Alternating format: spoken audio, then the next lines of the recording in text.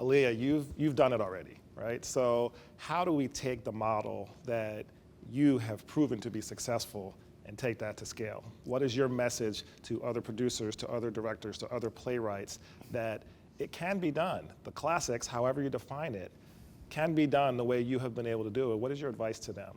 In each of the productions that we've done, the casting was color conscious as opposed to color blind.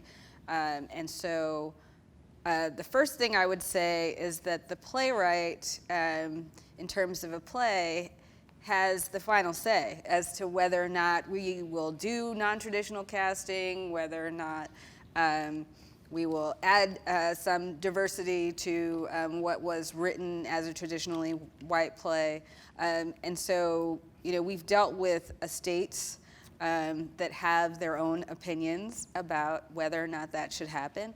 And so from the sense that we can find work that speaks to a wider audience because of universal themes that are very specific when they're written in the play, but can be translated to another ethnic group,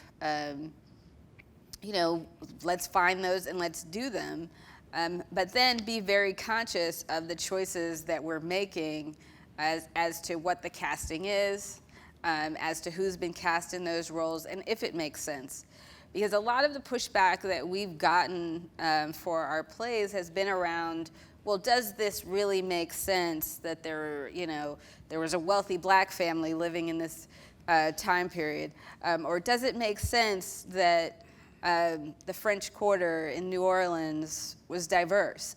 Which, I thought was incredibly short-sighted, that the original version of Streetcar had to be written with one black man and one, red man, as it was referenced in the play. So it's just like we felt like we were doing a more authentic version of A Streetcar Named Desire than had ever been presented on Broadway. And so I guess my challenge to people that are thinking about doing the classics in a new way, first considering whether or not this is something that should be revived. Is it something that speaks to today in some sense?